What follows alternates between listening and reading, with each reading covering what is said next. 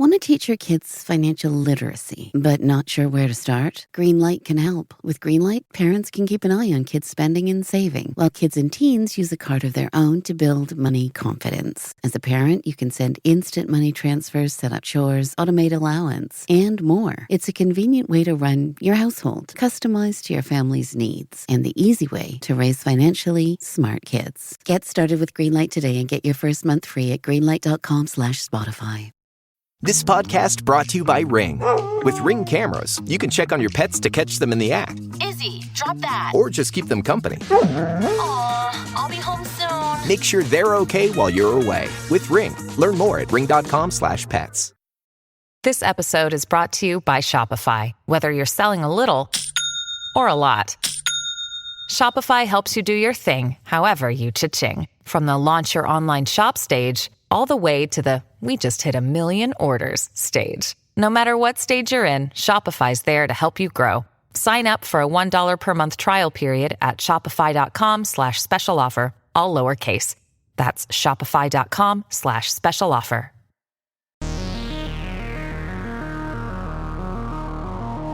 Hello and welcome to Want to Hear Something Weird, a weekly weird podcast about weird stuff. I'm one of your hosts, Tom. And I'm one of your other weird hosts. I didn't say I was weird. I like to mix it up with you. Okay. Sometimes I say I'm weird, sometimes I say I'm not. I don't know, weird's getting a bad name out there nowadays. I was going to say weird in a good way. It's becoming politicized being weird, and I simply won't stand for it. That watch this podcast become like just a slow descent into like alt-right propaganda. Mm-hmm. You want to hear something weird? That's not. Here's who to vote for. Anyway, enough about politics. Let's not. That's the extent of it. Yeah, that's the end of political chat for this week.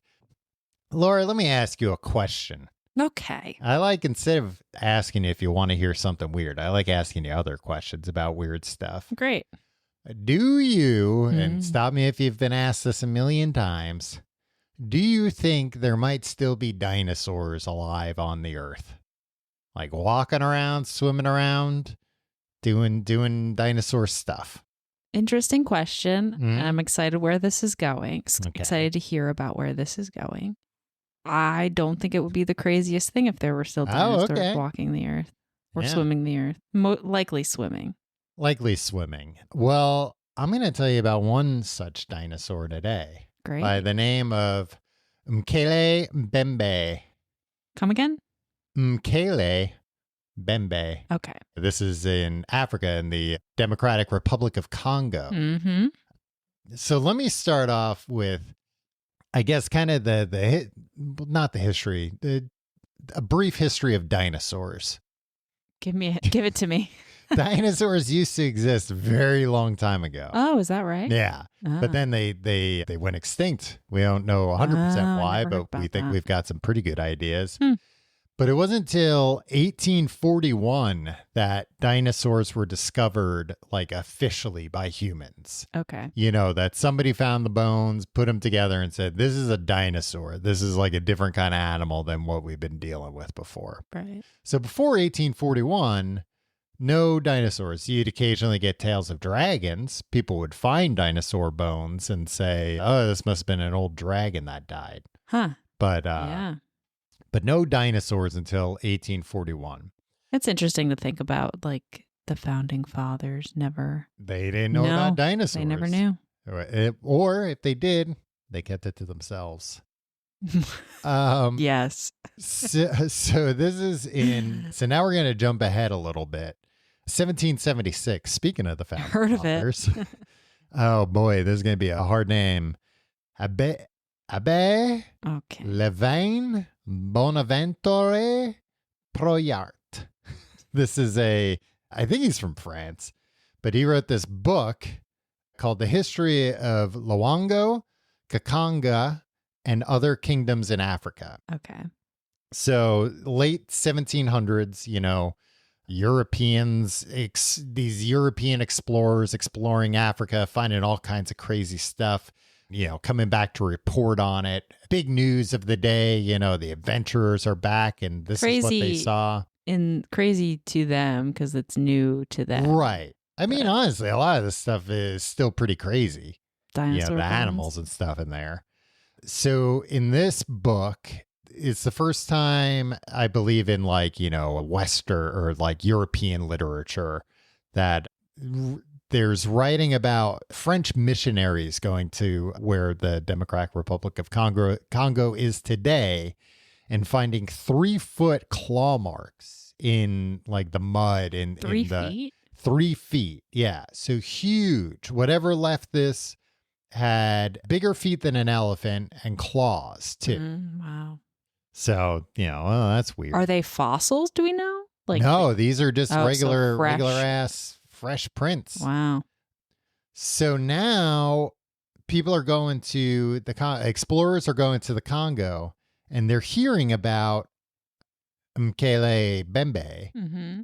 Hearing stories of what now we know sounds like a dinosaur.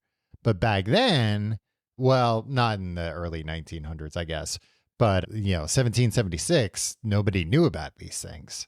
Right. So they're hearing stories from the town, from like the people in the villages going like, oh, yeah, there's this thing, it's this, here's an animal you might not have seen out there yet. And they describe it. It sounds like a dang dinosaur. So he describes it here. This is 1913.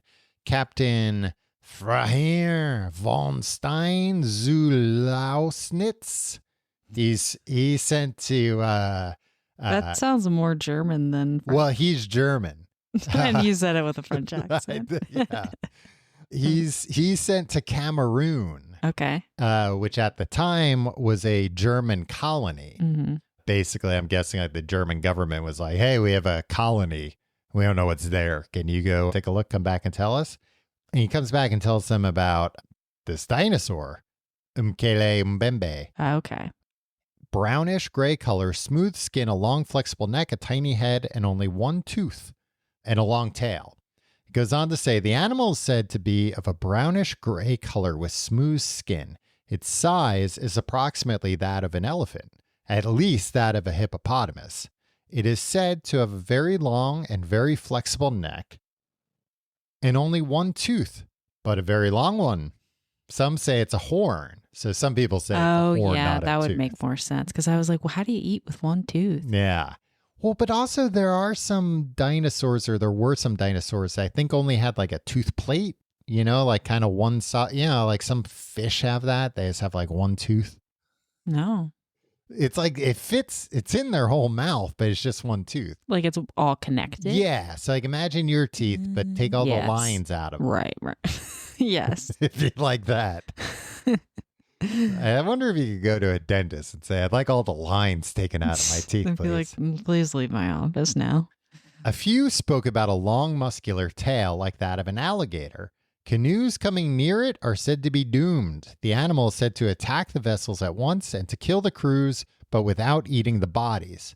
The creature is said to live in the caves that have been washed out by the river and the clay of its shores at sharp bends.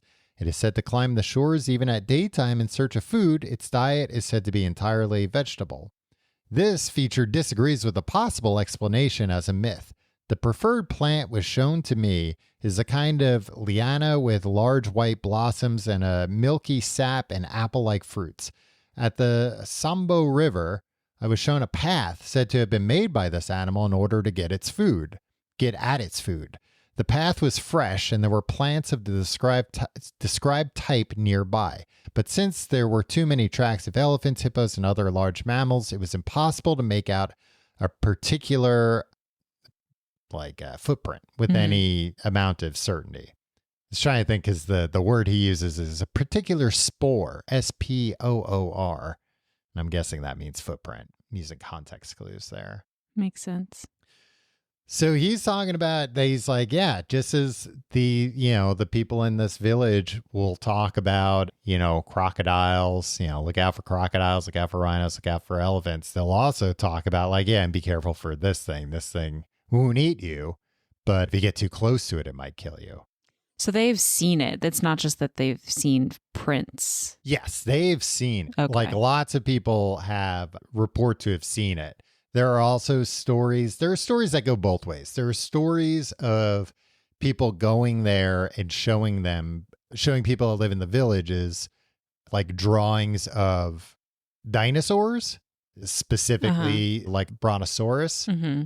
And the people going, yeah, that's it. That's Mokele-mbembe. Mm-hmm. Like that's the guy.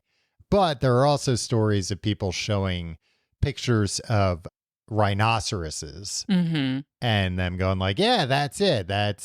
So apparently in this section of the Congo, there used to be rhinos, and I believe there used to be black rhinos. Okay. But they've, been hunted near extinction. There just really there weren't that many in this area to begin with, but now they think there's, very few, maybe none at all. Uh-huh. Which, could go a long way to explaining like, oh, these people are talking about a rare animal that they didn't see that often. Right. But it's not they didn't. Well, some villagers, I guess, claim more of a like folklore mystic thing around this creature. Okay. That it's, maybe, and I guess that's why it's a little tough to study, because I was reading something where somebody was talking about like, yeah, the people that like live in these particular villages in the Congo that these explorers have gone to said like they don't really think about like our world and reality the same way that, we would. So there's like a little less separation maybe, but so that's what there are some explorers that are like, I don't know, they're talking about a real thing, or if this is just, myth, like a unicorn or whatever, that they all know it's not real, but they talk about it like it's real. Along those lines, you ever hear that guy, Henry Morton Stanley? He was the explorer who found Dr. Livingstone. You ever hear that? Dr. Livingstone, I presume. It's in like a lot of old Looney Tunes. Oh, yes. It's like a punchline. Mm-hmm. So it was this mission to Africa, this guy trying to find a lost missionary, Dr. Livingstone. But he talks about in his travels seeing a cloven-hoofed mammal with zebra-like stripes on its legs in the Congo. And it was referred to as an African unicorn. Oh, okay. Now, it was not until 1901 that animal was made official. Okapi is the name of it. Oh, cool. And it's, this weird looking, it kind of looks like a half deer, half with like zebra legs. That's cool. And I know I've mentioned this on the show before, but that silverback gorillas were discovered, I think, around the same time, but were also thought to be like not an urban legend, I guess, but like a myth, folklore. Yeah. Until they were like, oh shit, look. Well, look at these huge gorillas. Well, I think it really, something like that matters so much about your perspective, because there are people that have seen it and believe, no, that is real. I told you so. When you officially declare that it's an animal. But it's like, yeah, we know. Me and everybody it. I know have known about these guys forever. Yeah. You're the first person you're the first person I've met that didn't know about these exactly. guys. Yeah. So there is a little bit of a history of things thought to be cryptids that later turn out to be real. Yeah. And maybe that could happen with I have to keep looking up the phonetic pronunciation. Mokele-mbembe. But he might not be the only one out there. Ooh.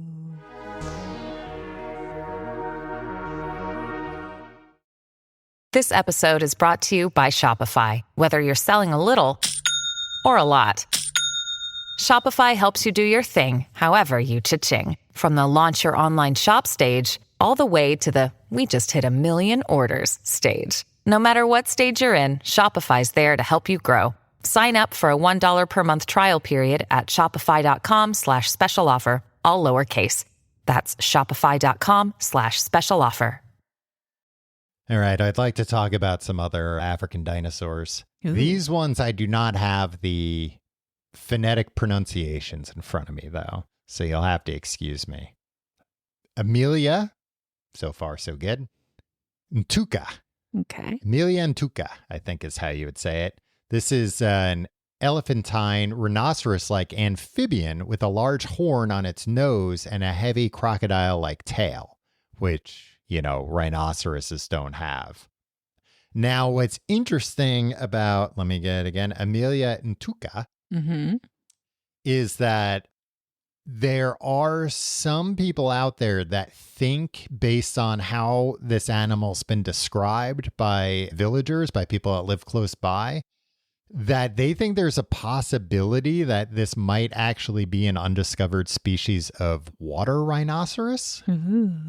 Apparently, there were like semi-aquatic rhinos in prehistoric time, but as far as we know now, all like rhinos will go in the water, but they won't live in the water. Yeah. I guess closer to something like a hippopotamus, right? Like hippopotamuses basically live in the water. That they think, oh, this might be, there used to be rhinos like that. This might actually be one of those types of rhinos. And, it would also make sense that there maybe aren't that many left. Maybe they got hunted or just the climate, something changed and they went away. And this is one last small pocket. We went to the Natural History Museum not that long ago. Yeah, in New York City. Yes, in New York City. It was like 2 years ago. Yeah, I guess probably. Has it? Yeah, at least. Jeez Louise. But they have the entire, dinosaur exhibit. But there was a whole section of sort of these creatures that were somewhere like between prehistoric and current, and they were kind of like these in between, a lot of water or aquatic animals or animals that lived both on land and in water. And I want to say there might have been something very similar to what you're describing. Yeah. There. I remember there was some kind of like, it looked like a cross between like a crocodile and a salamander.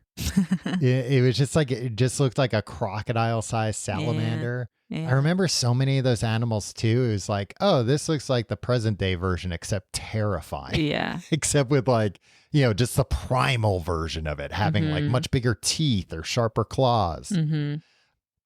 Let me tell you about this other one, because these other guys, the stories are basically like, look, they're vegetarians, leave them, but, leave them alone. Yeah. Basically the same thing you hear about elephants, hippos, and rhinos in the wild. I mean, basically the thing you hear about every animal in Africa in the wild. Don't go near it, especially anything human-sized or bigger. Like, it's a giraffe isn't going to eat you. Right. But if it whacks you with its head, it'll kill you. Right. Just because it's, 10 times the size of you. So stay away from it. But there are stories about a not so vegetarian dinosaur out there in the Congo, referred to as Kasai Rex. So this story comes to us from another European. One day in 1932, the experienced Swedish hunter, John Johnson. Good name. Easy to pronounce. But it says sometimes called Johansson. Oh, okay. Wanted to hunt a huge elephant. So he and his servant left the camp in Cape Town, which I don't know if that's the same Cape Town as the one in South Africa. I was hearing that this thing's in the Congo, but anyway.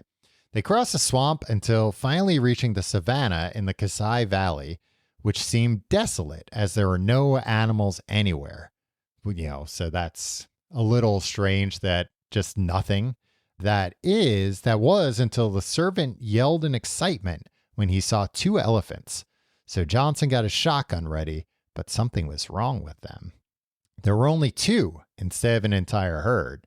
So I guess that's unusual, which makes sense. Like I'm thinking about nature documentaries I've watched. It's always like a big herd of elephants. Yeah. Because I've seen like videos where it's like, a lion tried to eat this like old elephant, but the herd came back and kicked the lion and he ran away. Yeah.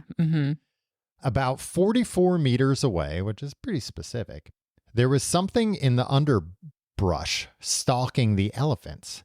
And suddenly, this something, a strange creature, jumped. The servant dropped into the undergrowth while Johnson, paralyzed, changed aim and decided to shoot this strange creature. He shot the creature 3 times and only one shot hit it, hitting it in the back.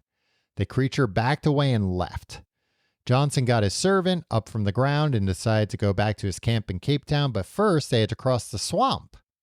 When they were halfway across the swamp, they heard a splash and thought of crocodiles. Oh, no. Johnson looked everywhere until they saw 22 meters away the same creature that they saw in the savannah, tearing the hump off a rhinoceros, and that with one bite tore one of the rhinoceros's legs off.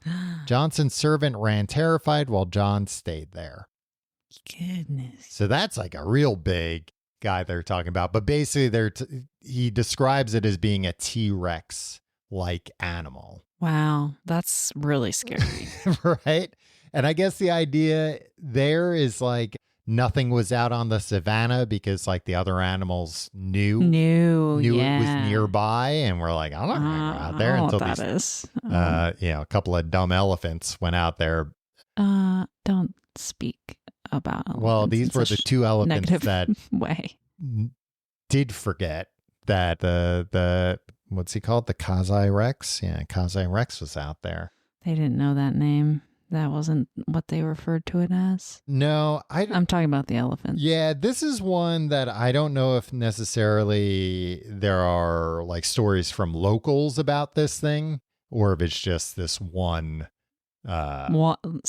isolated incident. Yeah, and this one, Swedish adventurer that maybe went to Africa looking to make a name for himself, didn't catch anything, and was like, well, I'll tell him I saw a dinosaur out there. It's 1932. People know what dinosaurs are by now.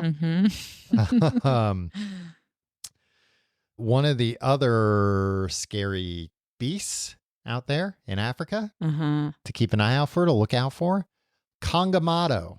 Is this another meat eater? Yes, according to reports, I believe it is. But that's not all. He's not just meat eater. He or she, probably both. Or they. Or they. All kinds of dinosaurs out there. This type of dinosaur flies. It's a pterodactyl. It's a pterodactyl-like dinosaur. Is it just like a big bird, a big bat? Well, some people think it's a big bird. Some people think it's a big bat. Okay. That's just being misidentified and misreported.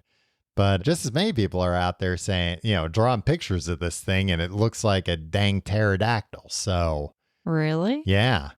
There are a surprising amount of cryptid reports that are of pterodactyls or like birds that are too big to exist.